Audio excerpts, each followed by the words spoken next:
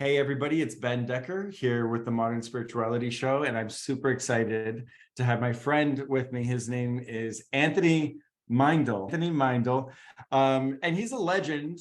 Some of you know I was an actor back in the day in a past life and also in a current life, technically, secretly, in the closet. But when I first moved to Los Angeles when I was 18, 19, 20, 21, 22, all I wanted to do was study with Anthony Meindl. He's a legendary acting coach. He's a filmmaker. He's an author and an activist and a really, really brilliant, creative, multifaceted person. Shout out to Jolie Kurtzinger who introduced me. Thanks for being here, Anthony. I'm so stoked you're here, Tony. Thanks, Ben. And dreams come true. It just took you 20 years, although you technically haven't been taught by me yet, but you have been to the school. But, right. That's the beautiful thing, I guess, about having a dream. Sometimes I think people give up on their dreams because they take longer. The shelf life, seems to have expired and it takes longer. We're just jumping in. I think it takes longer sometimes than we realize, but it takes a little bit longer. It's so true. Things have their own germination period. And it's so interesting because I wanted so badly to show up on the scene as a young, cute little 18-year-old twink and just like immediately be like the next Justin Timberlake or whatever, that's like what the vision was, right? And Hollywood didn't receive me that way. I was received, but in a different way. And I was taken in, and Los Angeles has raised me in a lot of ways. But yeah, it is interesting how having that subtle intention over time, because now I have, years later, now that I'm not trying to make acting a career, now I have recently taken, like you mentioned, acting classes at your school, which I really got a lot out of, by the way. And I'm 100% coming back. That's like my favorite thing to do now. I'm like, oh geez, I need to get an acting class in. Yeah. I think it's a practice, right? And I think just like any kind of creative endeavor, it takes a little bit longer than we think. And, it's like your time versus God's time, or whatever word we want to use. Or my therapist has a really great saying that I love. She's like, when you have an idea, you have an epiphany or an intuition or just a dream of something, a vision, it happens instantaneously. But then the actual of it playing out, like if you want to go to Paris, the idea is instantaneous, but Paris time is a whole different thing because you have to like book the ticket and you got to get the reservation and you got to go to the airport. And it's a really great example of like, oh, even if I did all that fast in a day, it's still going to take at least a day and a half to get there, right? Unless I'm flying private, which I don't advocate because of, me and my climate work. But anyway, I think it's important to remember that it takes sometimes, doesn't mean your dream isn't working for you if it just isn't showing up instantaneously, right? And I don't know what the thrust is with all of your guests on your show, and I'm open to talking about anything, but like in my own personal experience, I feel like, and you as well, right? Because you've had such a circuitous route and have come to other things in such a creative and, I don't know, revelatory way. And so things are always working out for us in ways that we can't imagine if you say yes to it or stay open to it. So I think that's a big learning curve that I think we struggle, human beings first, foremost, and artists second, in linearity. And the life processes and the artistic process isn't a linear process. 1 + 2 doesn't equal 3. Doing this plus that doesn't equal that, right? And so you have to always create space for, I don't know, the X factor and all these other variables at play coming into fruition. Linearity is the death of creativity. One of the deaths. Well, that's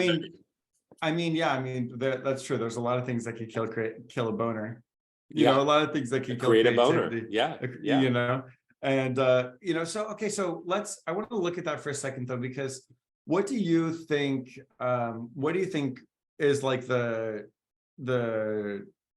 key within that space of having like the dream and the vision, like we're in ADHD reality, like how are we ever going to follow through on anything, and what's your relationship to the idea within acting I remember what was the goal when I was a little kid. As soon as I learned what an Oscar was, I was like, that's the goal. Right, You know what I mean? And little did I know, it's like literally the highest, most challenging, thing that someone could exists. do.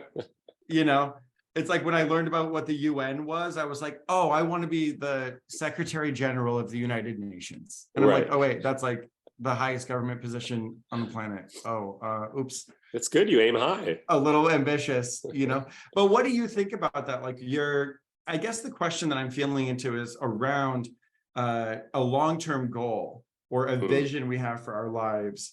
And, you're an acting coach, so you have a lot of people who want to become a star or want to star in something really strong.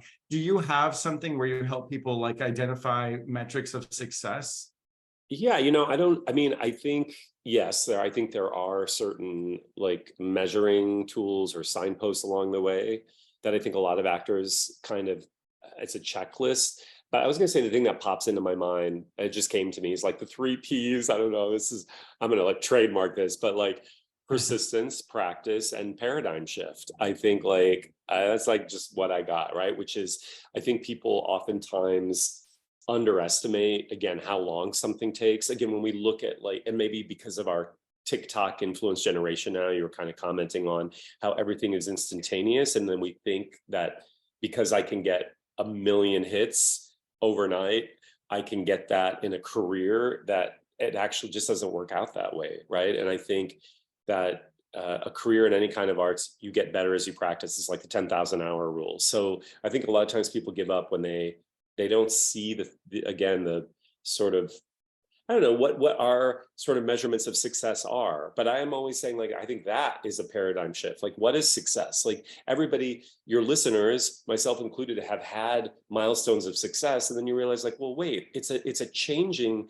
that finish line is always changing. There's no finite finish line, because you get there and then you're like, well, wait, this wasn't it. Or you make a lot of money and then you're like, well, this isn't fulfilling an inner calling or desire or alignment that is speaking to me, right? I think this is the conundrum of being alive always, is that we're so outwardly focused that when we reach those milestones, we think we've made it. And then you're like, oh no, it's just a new beginning at a different level.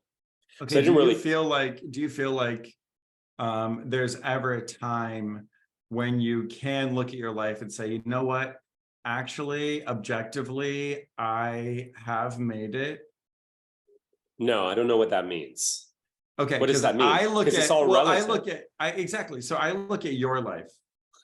He's made it. And and look, you've got, I'm a teacher. I'm a meditation teacher. It's a lot of work to have a school. It is a lot of work. It's a lot of work to have a school. You have a school am I going to get this right? Like 8 locations? So we had 10 post-COVID, let's say 8 right now. Yeah. 8 locations, yeah. And you've been around, and I think that you founded, did I see, was it 26 years ago? 26 years ago. Yeah. So, like that, 26 years of anything, which, first of all, congratulations that you even were able to stay focused enough to have something that survived 26 years. That's true. I don't think I don't know if I even have it in me. I have a touch of the tiz, you know what I mean? Like I'm like a little, it's not really my, so just seeing someone like you, and even, I've created some content here and there, but the idea of creating a film, for me, it still exists within that realm of something I've never actually done. I kind of felt that way about writing a book before I was hired by a publisher and paid to write a book, and then another one. And that was really exciting for me, but when I see you've got all these books that you've written, you've got all of these students that you've helped and supported, and ushered into these really meaningful roles. You have connections to so much of what's happening within the entertainment industry. You're so intimately aware of what's happening in so many different ways. I look at your life and I just say, wow, that's a successful person who has created a lot of really tangible quality work, Thanks, Ben. I feel like you have made it. Yeah, I guess like the word making it, like I don't ever, sit back and be like, oh wow, look at what I've done, because I think, it's always changing. For me, it's always kind of evolving and turning into something else. And I think, again, I think these are traps for people because I think it's an outer accoutrement that's put on us, but it's still, I don't like the end result of making it isn't that doesn't fulfill me in here. What fulfills me in here is talking to you about things that are like we're passionate about or creating, or so to me it's more active staying in something as opposed to, again, a finish line, if that makes any sense, right? Mm-hmm. So I mean, maybe when I'm 80, I did good this time. I don't know. I'm always doing my fake cigarette here. I need a prop cigarette, but I don't know. I also feel like when I look at people who have made it and then their lives take a radical detour, or something falls apart, or, Right. as the spiritual teacher Pema Chodron talks about, like life is all about things come together and things fall apart. And those things don't mean that you're a failure, you haven't succeeded, you're not making it, you haven't made it, you haven't made an impact. I think when we stay more in alignment with the flux of the real flow of life, I think we set ourselves up for a more joyous kind of journey, because I think these sort of cultural signposts are set and fixed, and I don't think they're very healthy. Because I guess my point is my dad lost his business. He had a business for 26 years, 25 years, 20 years, something like that, and very successful. And then in the 80s, when big corporations came in and started, the mom and pop stores started getting gobbled up. It was the beginning of what we see now. Everything is gigantic, right? Like the Right. mega store. It was the beginning of that time. And he lost his business that he worked really hard on. And, he made it, but then his life completely fell apart. But when I look at my dad now, I don't even think of I don't really track that stuff. I just see kind of just what an amazing journey he has had, being who he is and coming to America and going for his dream. And even if the dream didn't work out the way he thought, like, so I don't know. I try to stay away from cultural flashpoints because I Right. think culture is deranged. There, I just said it. Mm-hmm. Okay, let's go there. It's just deranged. It's completely toxic. And listen, I'm a complete optimist. Don't get me wrong. I really believe in the power. Oh, look, I cry a lot too. I feel it. I really feel in the power of community and service, of spirit, and I think, but those are principles that are the outliers. We are living in a very capitalist structured system based on something that's never, well, it's worked for some people, but it's not worked for most, right? Right. And I think then when we break that down, I think, again, with social media nowadays, that's heightening it. I just think it's a very toxic. I think culture is toxic. And also it's designed for people to just follow along mindlessly. Every company, from the biggest tech companies, and I'm not a conspiracist, I enjoy and indulge in these companies. I buy at Amazon, I watch Netflix. I'm not on TikTok, but I am on Instagram, whatever. So I am a part of the fuck uppery of this, but I also can see how they don't want me to be a free thinking person, because if I were more free thinking, I wouldn't be on their sites. I'd be Right. free thinking, doing more of my own thing. Right. So I Right. think and also the addiction code that's built into that also works against our own ability to like get off that thing and think for ourselves or create for ourselves. So Mm-hmm. I don't know. I think Mm-hmm. it's an interesting time. Ben, what are your thoughts about that? Well, I think it's really interesting that you bring up the way we sort of are absorbed into social media, social culture, digital culture. It reminds me of Terence McKenna. Something that if you're Yes. something Yes. Terence McKenna used to say is culture is your operating system. Mm, And you think about like if an app is operating within the context of an operating system, there's certain things it can do and certain things it can't do. So if we're operating within a dominant culture, we're inheriting all of the conflict it's like a generational curse. Like we Mhm. talk about generational curses and generational inheritances, spiritually or psychologically, or, we talk about intergenerational trauma, or even like past life karma, all of those things where it's essentially wherever you got it, whether it's a past life, an ancestor, or whatever, wherever you got it, the theory behind that is this idea of stepping into a situation and there already being conflict Mhm. that you right now, as you were, did not cause, Mhm. and you've inherited a side on that Mhm. conflict. Mhm.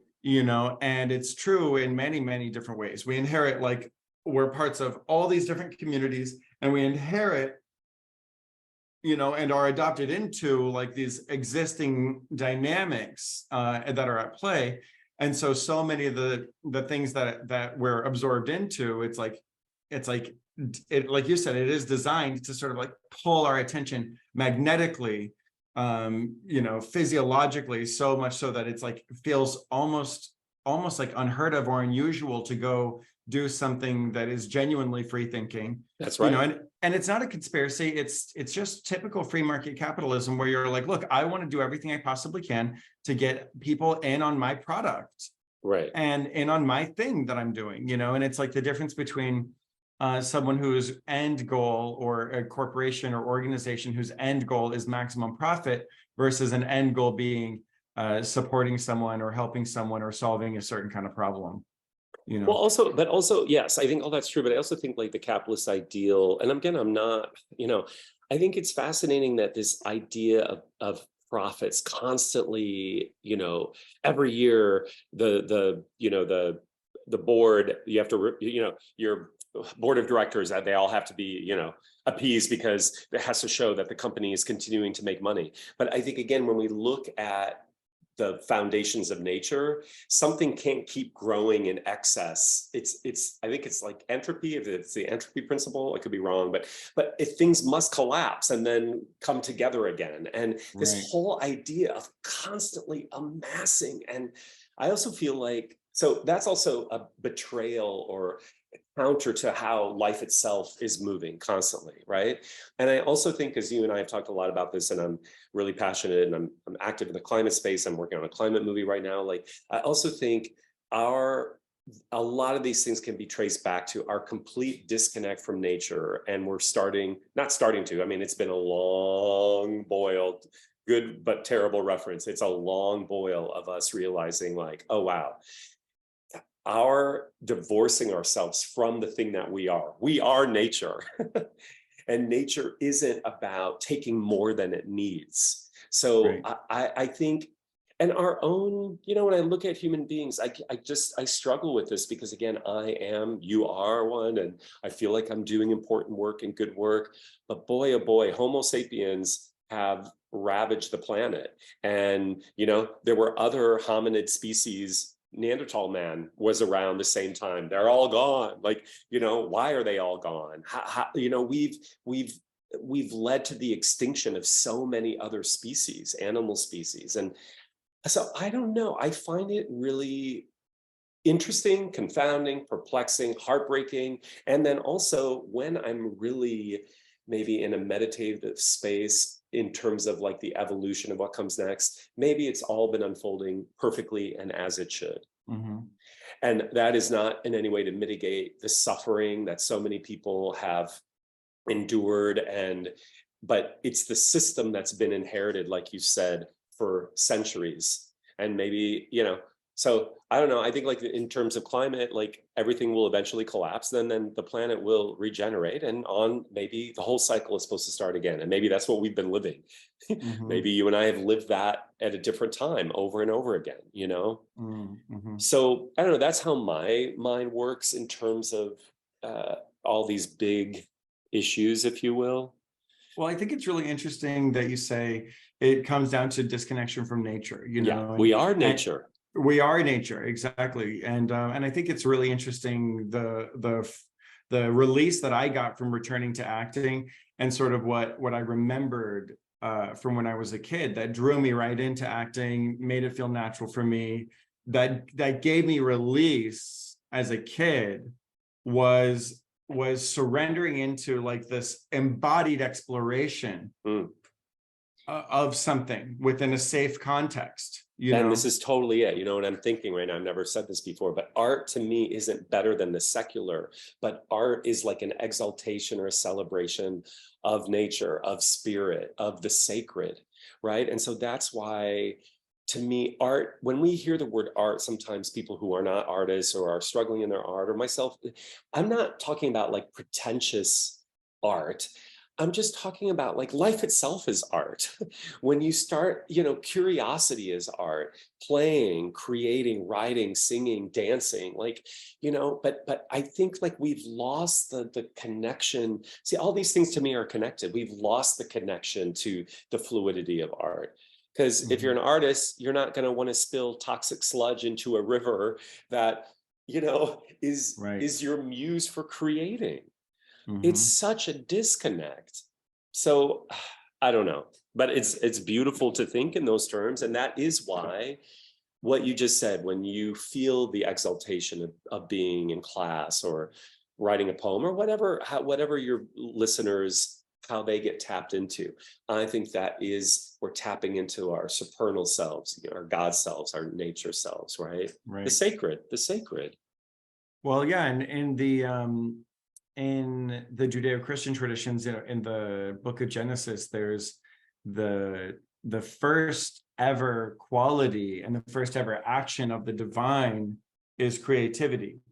You know, the first action is in the beginning, God created. That's right, created, creation itself. Yeah. So yeah, like creativity is the divine.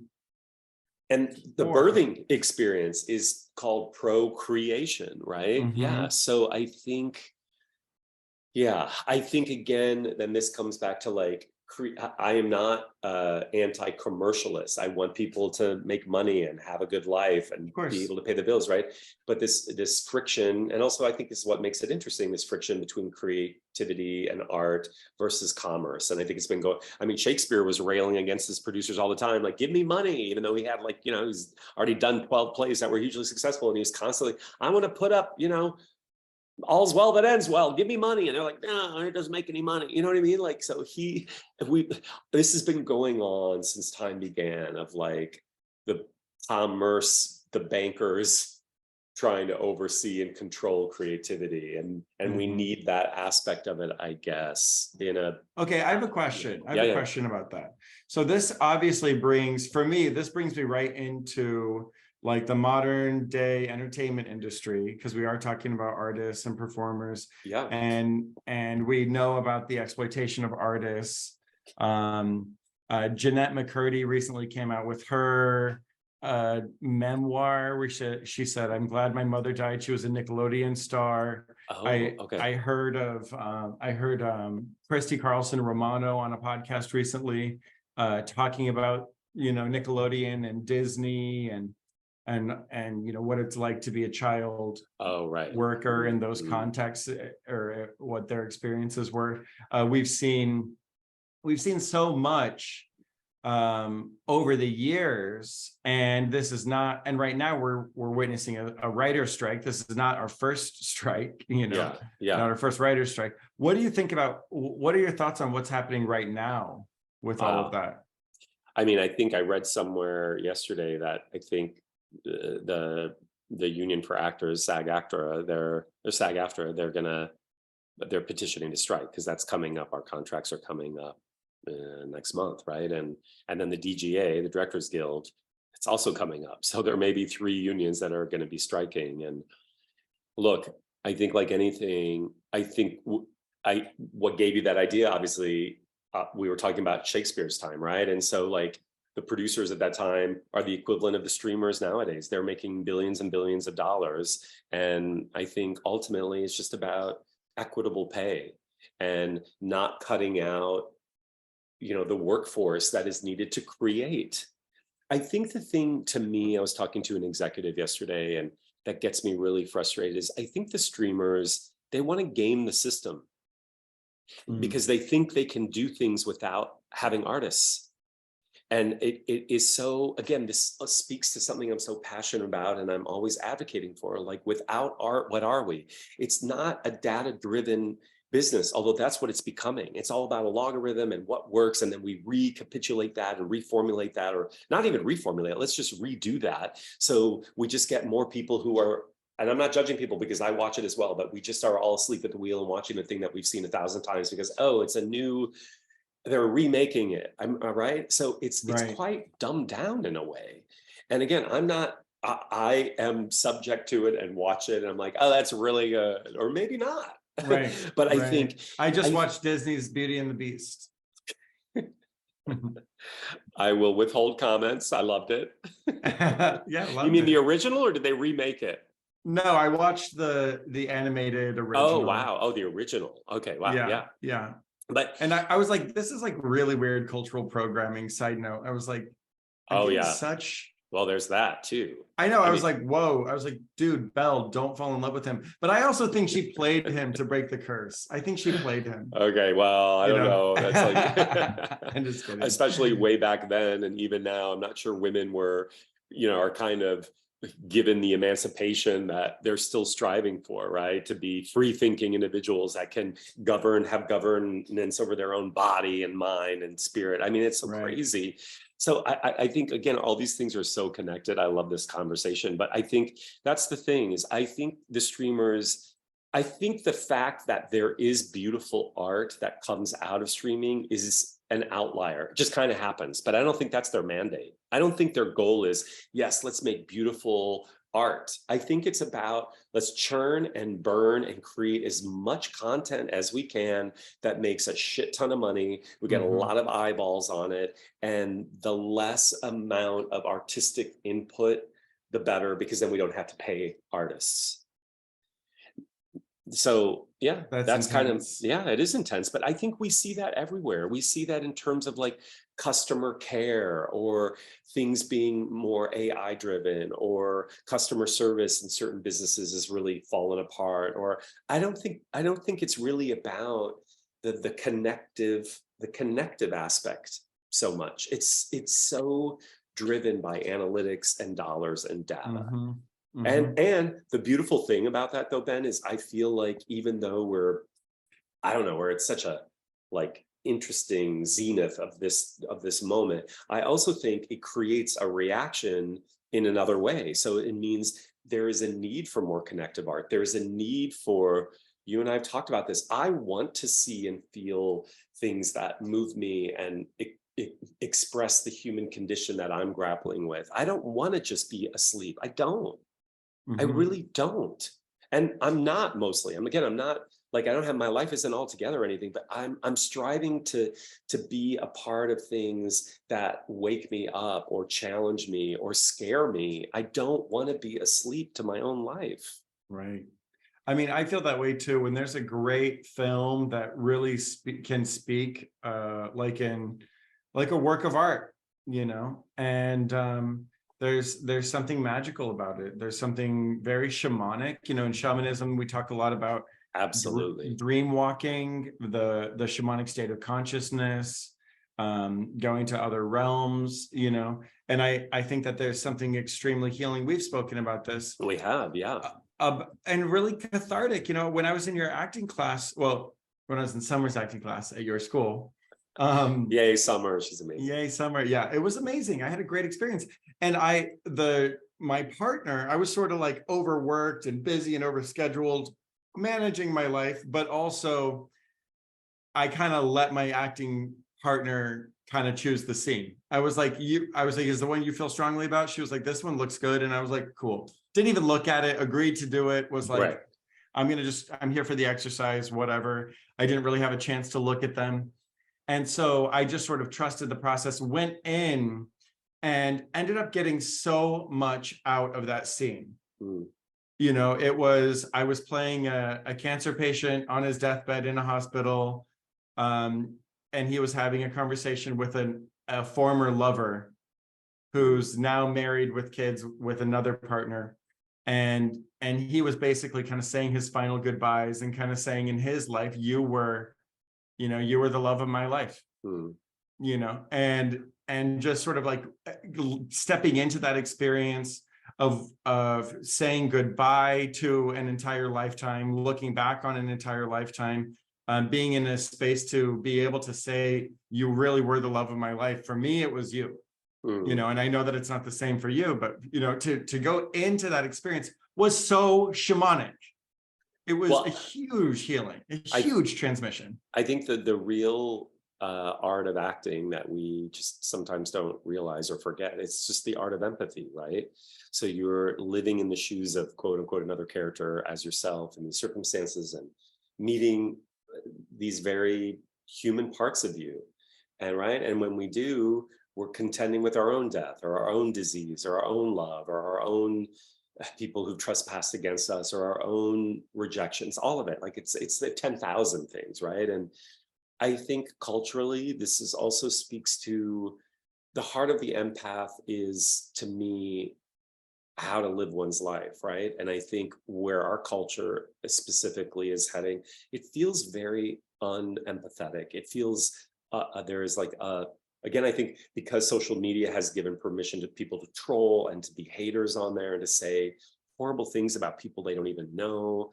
And I think, whether your listeners likes Trump or not, there is absolutely, the research has shown the Trump effect has had, there are longstanding ramifications, I think, in terms of how giving people permission to be unempathetic.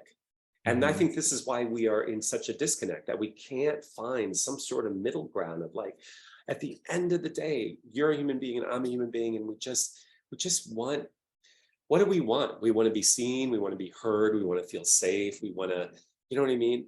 Not live in fear, be at peace.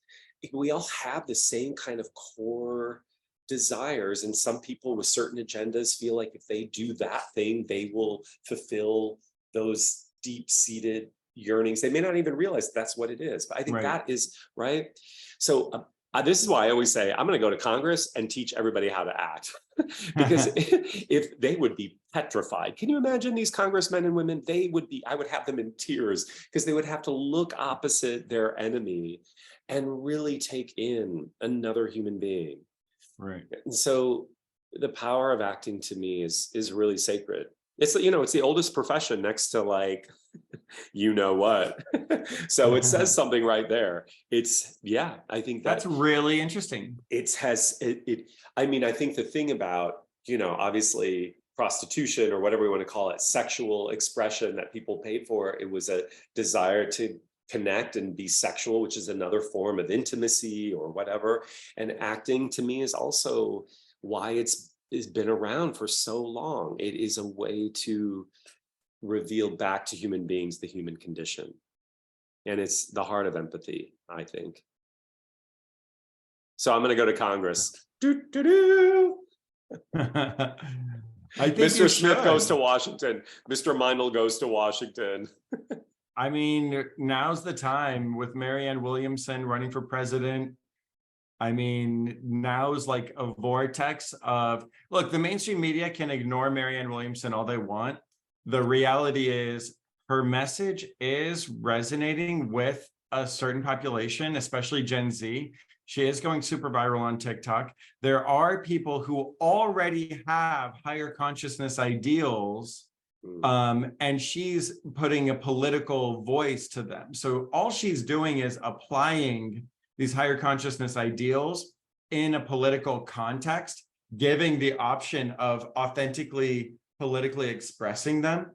And so it's really interesting to see, like, especially in a post-COVID world, where it's like so many people are just pretty much tired of the bullshit.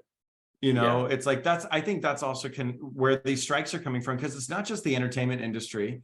I recently picked up someone at the airport and I saw all these pilots standing striking, and they said, prepared to strike.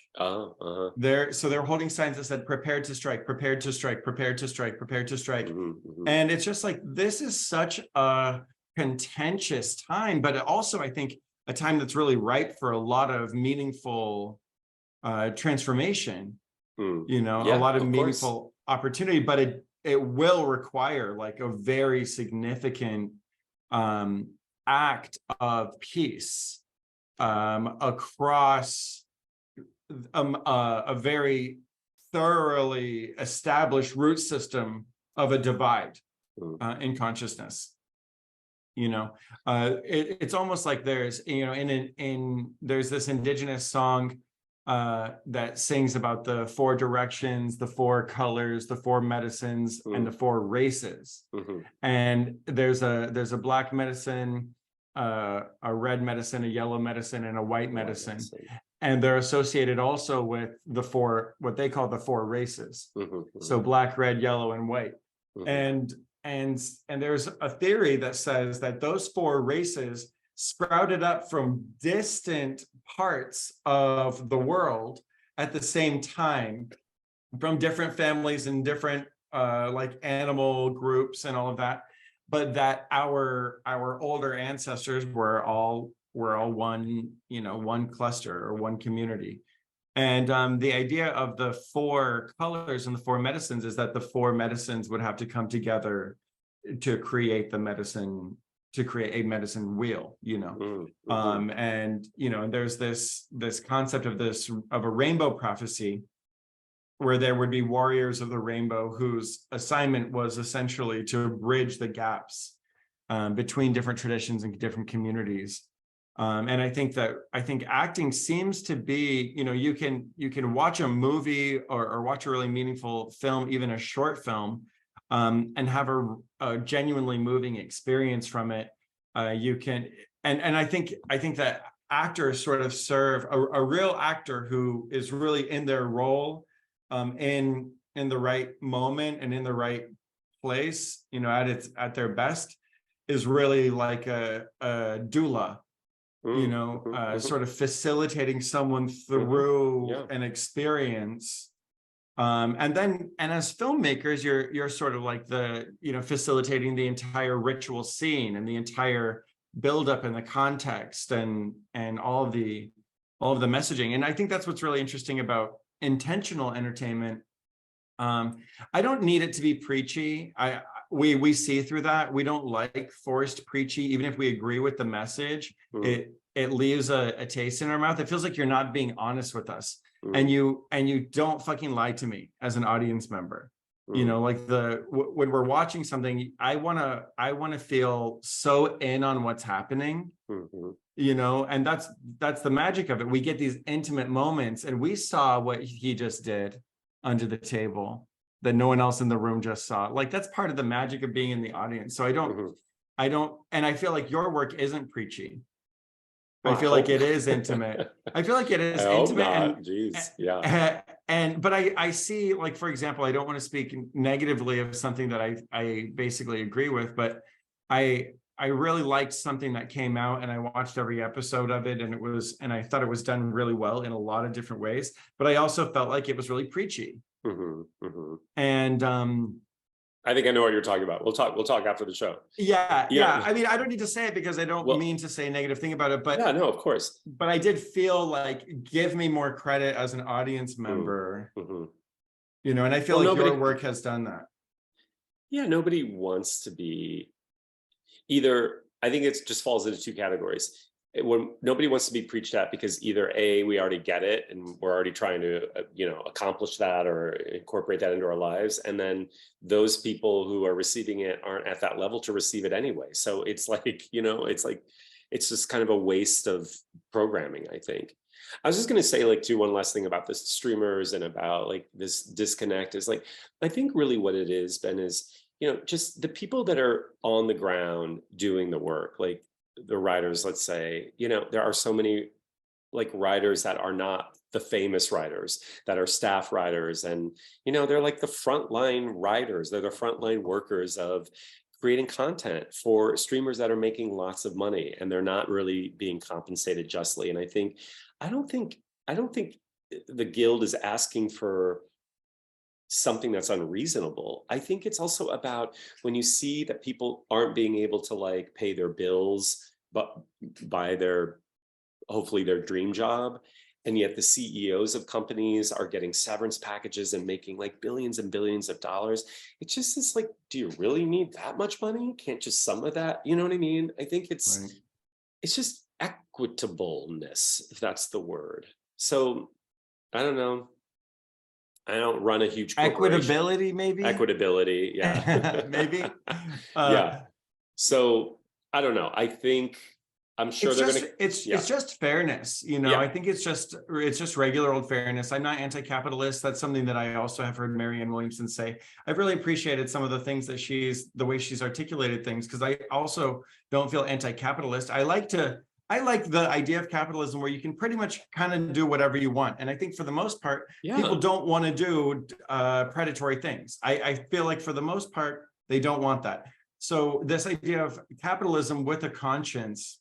Hmm. Um, Well, and just some say, companies, sorry, I was just going to say some companies are doing that. Patagonia is one example of it. Ben and Jerry's, there's a lot of, it's not an S Corp, it's an E Corp, or I don't know the letter that is there's a new corporate designation in which they are no longer fiscally responsible or beholden to their board of directors. So it's not about quarterly sales for them. They are putting their money back into a community, back into nature, back into the environment. And there's an actual name for it. We can find it, but it's not a B Corp? it's a B Corp. Sorry. Is Yeah. it a B So, Corp? Yeah, yeah. that's what I thought. So there's a lot of corporations, well, not a lot, but there are some trailblazers that are doing that. And I think I just think these models have to be rethought. Why do we just keep blindly, you know? It's because some people have gamed certain systems and they're Oh not yeah, it works about for to them. let you That's right. They're change not going to the let that go. rules. That's right. You're right. Yeah, That would mean they're not giving up that without would a mean they fight. get a little bit less and somebody maybe gets just a little bit more, but yeah. And so, yeah, I mean, that's the thing is like when you're talking to, I recently met somebody from a really wealthy family. He's really wealthy, and he's young too, in his 20s, makes a lot of money, like millions of dollars, you know, works in on Wall Street and makes like is worth hundreds of millions of dollars, like is a very successful person. Is he single? I'm just kidding.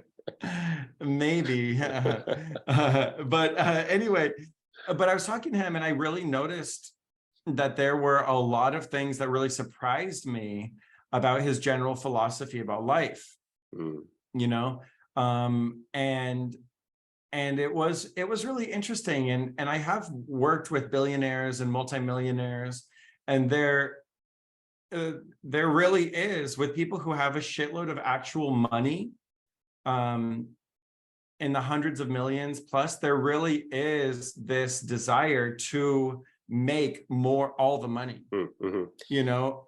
Yes. And there's something there where it's like, no, they don't want to be worth 100 million. They want to be worth 900 trillion. Well, I was just reading about this the other day. Yes, because they also become victims of their own habituation of the thing that they did, they have to keep doing. And I also think this kind of goes back to have you ever heard of the happiness set point? And in terms of, I think there's 2 points I want to make about this. Like the happiness set point is a sociological test that they've done where everybody has pretty much their own homeostasis for happiness, right? And you can win $1 million, or you can get married, or you get your TV show or whatever. And then after that, you know, surprise and beautiful celebration, after how long it takes, or 3 months or 18 months, or however long you're in that celebratory thing, your happiness set point kind of goes back to its original sort of place of how you move through the world in joy, right? And I think part of that is programmed by the outer. And then I think we can fix our joy set point by tuning into more of the inner. But I think that also, so that's one thing that I think is interesting, so that the people that we think are the haves, they also default back to, oh, it's as if you had $50,000, somebody has $500 million. The happiness set point might very well be the same, right? Obviously, having more money makes life a little bit easier, but it doesn't change our inner makeup. It's like once you pass that initial survival threshold where everything's there and it's there in a consistent way, the range is very minimal, you know. Yes, that's right. That's right. But also I was going to say, Ben, and I was reading yesterday too. Oh God, I just forgot what it is. Oh, that I think that the challenge with somebody who's making that kind of money, even though this writer was talking about, they're never going to be able to spend all of it, which is, you know, God, it's like hard to get my head around that. But also, Right. in making that much money, oh God, what was the thought? Sorry, I just, it's going to come to me. Sorry, just was there when I was explaining it. That they're worried about the same things that you are based on money. So it goes to show you that money is such an interesting, we think of it as a finite thing, but that's also always moving. I mean, think about the word currency, right? It's like it's an energetic thing. But if you have $100,000 and you're constantly worrying about, well, okay, I have enough, but I don't have enough to buy a house. And like this same guy who has 500 million, his worries and stressors are as relative as yours, even though he's got 10 times more money. So it's really, so again, it doesn't solve the problem. It comes back to how we started this talk, right? It doesn't, I think the problems of life or the challenges of life cannot be solved through the outer, because it's not, an outer experience is only a part of it, right? And how do we find places where we can cultivate the inner and move that into the outer to maybe change the outer more, to be more aligned with the outer? You know, I think it's interesting in the spiritual world, because whenever I look on Instagram, there's like, you know, buzzwords that are used, but I often find, like, I was like, what does that even mean? How does that help someone? Tell me a buzzword. I don't know. I should have been more prepared. I never prepare anything, but like, I don't know. Like, oh shit, help me. Like, I don't know when boundaries. I read some. Yeah, maybe, no, boundaries is a good one, because that's manifestation. Yeah, like, okay, like, well, okay, well, great. Like, just be centered. Toxic relationships. Be centered to manifest. What does that mean? How does that really help someone? And even some of the things that I'm talking about that might start to be, you know, conceptual, like, how does that help somebody who's working at a supermarket and is barely making enough to like put food on the table? So I'm also always, we have to be very cognizant of, you know, sort of who we're talking to and at what level we're, you know, financially we're talking about some of these things. I think sometimes the spiritual community forgets that most people are living on, 70% of the world's population is living on $1 a day. I don't, for whatever reason, I was born into this incarnation as Tony and have lived a very blessed and privileged life. But had I been born 20 years prior or 20 years after, you and I wouldn't even be here having this conversation. I wouldn't even know who you are. So it's divine and it's beautiful and it's perfect. But for me to even be contemplating some of these things are really champagne contemplations. They're really privileged contemplations, because I know when I go to South Africa or India, most people are not thinking about how do I manifest? and I'm not in any way saying that it isn't still a real thing. I know you travel all over the world, and the world itself, like you said, the word creation, how do we have more, how do we have our hands in the molding clay of creating our lives, right? But it certainly gets a little bit easier if you're a trust fund baby, which I'm not. Exactly. But I'm just saying, you know? I saw a meme that said, maybe you manifested it. Maybe it's white privilege. It's like, literally take responsibility on this other level. It's like, how spiritual do you really want to be? Something I'm like clearly obsessed with Marianne Williamson. She says, I'm happy for you. If you didn't know that you can manifest whatever you want, I'm happy for you if you just learned that, because that's good if you didn't know that. But that's not the spiritual mountaintop. You know, it's like, yeah, that's part of what's baked in the cake. You know, the law of attraction, the law of karma. There are a few other laws that are part of like the universal experience, you know, and they're there for sure. They exist and they're part of it, but it doesn't mean enlightenment. You know, and sometimes we have like, I found a lot of people when we're successful, a lot of people in that space, that's when the ego gets its like opportunity to really do its thing that it's best at, which is make us look like an idiot. Mm, When, when you have everything that you need, that's when you feel the need to tell other people what to do, mm. or take control over a situation, or you think that you're entitled to some kind of control. Well, also like this, piggybacking on what she was saying about it isn't the mountaintop, because we've been talking throughout this podcast today that like the outer thing doesn't make us happy. Like it is something that we're here to experience. We're here to experience all kinds of things, including wealth and marriage and love and success, whatever. But it's, again, the outer isn't the mountaintop, right? And for me, when I'm talking about these things, when I think about being in the West or living in America, as opposed to maybe in a previous lifetime or in a lifetime to come, I'm born somewhere else, where, I don't know, I find it really interesting to think about, well, maybe this is part of why I'm here. How do I learn how to work with the material wealth that we in the West are given, that then doesn't corrupt the inner stuff, having to cultivate, I don't know, or is living from a different place. Mm-hmm. I don't know. Well, I see it like this. I see it like we are animals. Yeah. We are animals who, and the generations before us built all kinds of nests, aka cities and buildings, and we inherited all kinds of structuring and infrastructure from the animals that came before us, that are our parental, communities.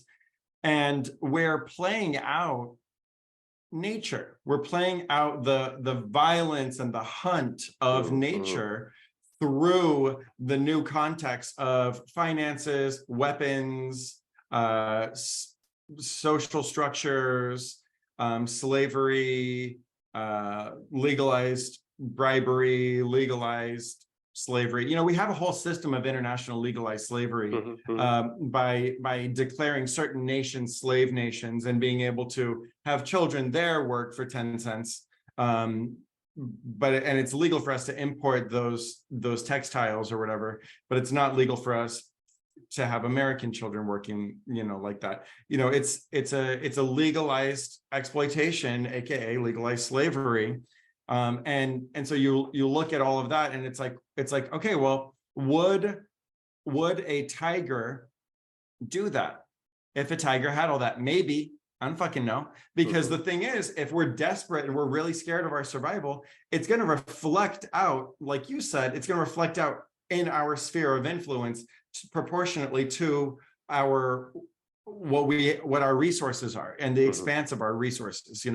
So I see it as people who are not thinking about the well-being of the collective, who have mass amounts of money, who have ulterior agendas and ulterior motives. They're basically just regular animals that have this great enormous power because we as a society have granted them such power collectively, and they have it, baby. It's not going anywhere.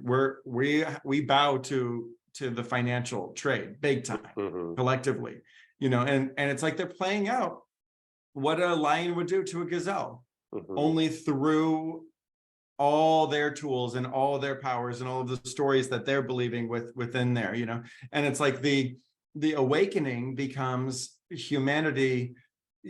Theoretically, in Buddhism, the awakening is when we go from our monkey mind or our animal nature into an enlightened spiritual nature. I was raised Christian, and we always talked about overcoming the natural man. The natural man being sort of our automatic, greedy, violent, competitive, fear-based nature, and cultivating the spiritual qualities, being born again and being reborn a new kind of person, a spiritual person who doesn't do those things. You know what I mean? So it's like, okay, well, we're playing out exactly what all of the religions have shown us. And we're also pretty much playing out exactly what's happening with like super predators in nature. We're essentially like hyper predatory over territory, even amongst ourselves. Like you see different animals fighting for territory amongst themselves. We want that territory, baby. We want Homo sapiens have extincted many other species, right? So it kind of comes back to, I don't know. I find this all really, as you were talking, I was like, oh, it's so fascinating, and also all just, it's all sound and fury, and it means nothing at the end of the day, right? Like we're here Right. having a very weird, bizarre, beautiful, messy, fucked up human experience. And uh, I think sometimes, yeah, I can only speak for my own spiritual journey. Like we come up with rationalizations, or I do, because I can't really, it doesn't gel with the suffering that I see in other parts of the world. So if I come up with a really clever manifestation thing, it can make me feel better about my existence while not really addressing how much suffering is in the world, you know? So I Right. don't know, it's very complex, but it's really, I don't know, it's part of, I think I love having conversations about it, but also knowing that nobody knows, because if anybody knew, we would all, Well, that's what's so nice about art and yeah, philosophy yeah. is their explorations of different ideas. So what do you have coming up? How can we all find you? You've got books, you've got films, you've Yeah, got I mean, classes. yeah, I mean, if anybody wants to check out a really cool studio, I mean, depending on where they live, anywhere, I'm sure you go everywhere in the world. So at a city near you, Anthony Meindl's Actor Workshop, and you can find us, you know, you can find me online and on Instagram at Anthony Meindl, or the studios at AMAW Studios, you know, on our website, anthonymeindl.com. And yeah, so that's for people who may want to, oh, I really want to, after their conversation, want to maybe take an acting class. I want to learn how to public speak better, or just be more in touch with my feelings. Um, and I have a number of books. I think the book that more is my newest book that is in alignment with a lot of these things we were talking about is called Unstuck, and it just came out. And it's really about helping artists get out of their own way and unstuck themselves. Because I think that's part of the problem that artists face, is they overthink that which they just don't need to. Right? Right. Nobody knows is my big philosophy about all of it. Nobody knows. At some level, it's all made up. Hmm. And, you know, and that can be very freeing once you realize, like, well, if nobody knows, I must know at least as much as nobody else. So, you know, that's a great way of remembering it. So yeah, you could check out my books are all on Amazon. And I'll put all the links in the show notes. okay, So great. so Thank we've you. got everything there. Yeah. And yeah, I love Unstuck. And what would your, just in closing, what would your big tip be for us to get unstuck? I think the big tip to get unstuck is, if you have a really great idea, then you Hmm. have to find a way to move out into the world with it, and not get caught up in, when things fall apart, it doesn't mean that thing is still not supposed to happen. I Right. think sometimes people interpret, oh, well, that just fell apart, so that must mean like God is not on my side, or the universe is against me, or somebody's throwing like rocks from outer space telling me this is never going to happen. No, it just, conflict is a part of the matrix of, it doesn't mean there's something wrong. It just means conflict resolution is a part of what we have to get through to be on a planet full of conflict, which is what you were talking about earlier. It's learning how to not interpret it as a negative, but actually within that, there's a solution to every problem. That's the beautiful thing about life. There is Love a that. solution to every problem. If only everybody would just like realize it. And maybe that's part of solution finding, waking Right. people. Everything that we're talking about is circles, which is so cool to me, right? Right. You know, Yeah, I to love restore that. the planet, plant medicine. To restore the planet, nature. To restore the planet, it's already in nature. To find healing medicinals, there's so much unexplored in the natural world that let's say, I'm sorry, I just wanted to make this last point. Like pharmaceuticals think that they can outsmart nature. Human beings think that they can outsmart the very thing that birthed them. And yet the solutions for everything is within the thing that we are. And that also speaks to the individual level. You have your answers for yourself. I have mine. And it takes bravery and courage to listen to that. Well done. Thank you so much. I've got to And have with you on that, again. oh, really? Okay, cool. Did I Yeah, let's. pass? Oh, Did I you pass have with a flying? oh That was really great. you have actor audition trauma. I get it. I get it. You need to know how you did. No, I mean, I always am like, is that Good. okay? You got the job. Okay. You got all the right. job. Yay. Okay, let's do it again. All right. Love you, bro. Thanks, Ben.